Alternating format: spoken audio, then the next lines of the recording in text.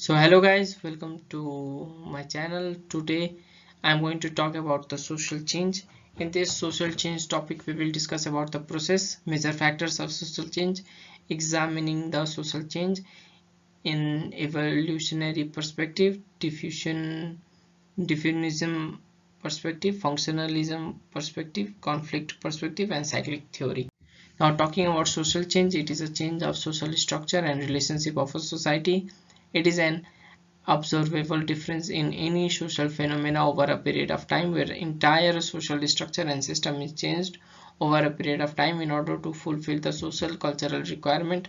According to Kingsley Davis, social change means alteration that occurs in the social organization, that is structure and the function of society, where the cultural change in the cultural items like food item, wearing pattern, music, art, literature, etc., that brings no change to the social changes.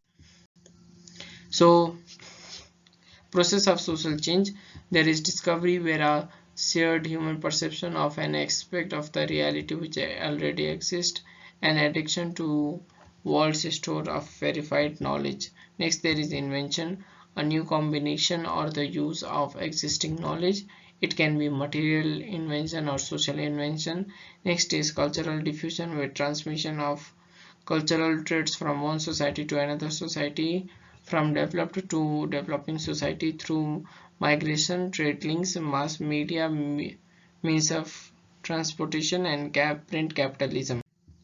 Now, major factors of social changes are biological factors, where a man utilizes the available plant and animal life in order to craft the culture which brings the number of changes. The provision of natural selection and social selection brings the number of changes. Next there is physical and geographical factors, where physical factors comprises surface of earth, climate, rainfall, river, mountain, forest, etc. Calamities like storm, earthquake, landslide, hurricane, etc. brings changes in the human society. Every civilization in every civilization enriched on bank of the river because of availability of abundant pool resources. Next there is technological factor, where advancement in science and technology made the world closer, made our greater world into a smaller village. Next we have cultural factor.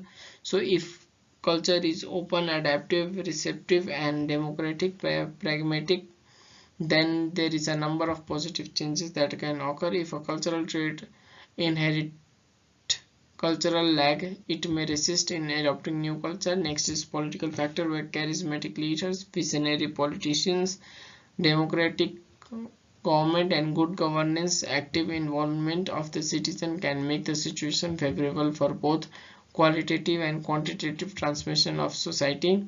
Now talking about educational factor, it is a scientific knowledge, technical education, human resource, contemplative ideas, and holistic vision all are possible through quality education. Knowledge are based enlightened and elevated minded person helps to transform the society historically.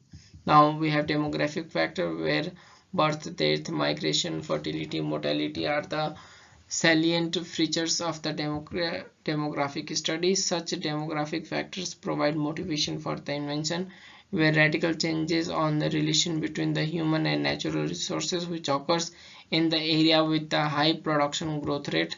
Next we have discovery, invention, and cultural diffusion.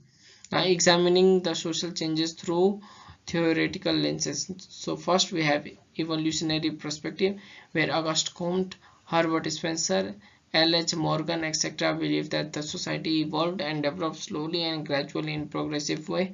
Society evolves from the simple to complex, from homogeneity to heterogeneity, from uniformity to multiformity, from military to industrial stage. There are three stages of evolution. So first is theological stage, where it is guided by supernatural stage.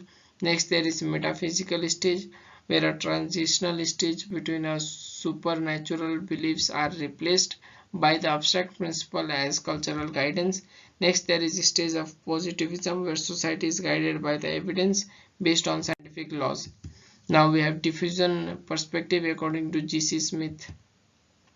So cultural traits are originated in a specific historical periodic time and space, then gradually start diffusing to corresponding area through migration, means of transport, trade links, etc. While the cultural traits are diffused from one place to another place, that brings number of changes to host the areas or different culture is found.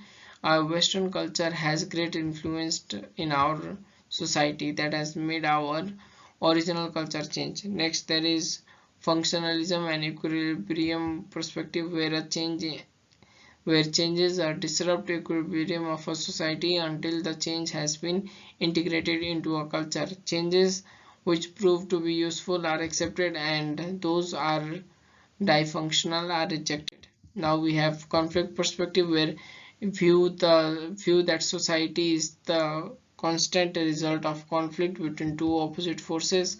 It changes and produces new interest grouping and classes, and conflict between these produces further changes. Next we have cyclic theory according to Robertson. So it believes that each civilization is a biological organism, has a similar life cycle of death, maturity, old age and death. Now society evolves and develops from savagery to barbarism, and from barbarism to the stage of civilization. It assumes that when a civilization reaches to the saturated point, then again it starts declining. It keeps changing like a wheel of a cart. So thank you, that's the end of the chapter. So make sure you like, comment and subscribe so that you don't miss any video. Make sure you give your love and support by liking the video and commenting. You guys are amazing. Keep reading.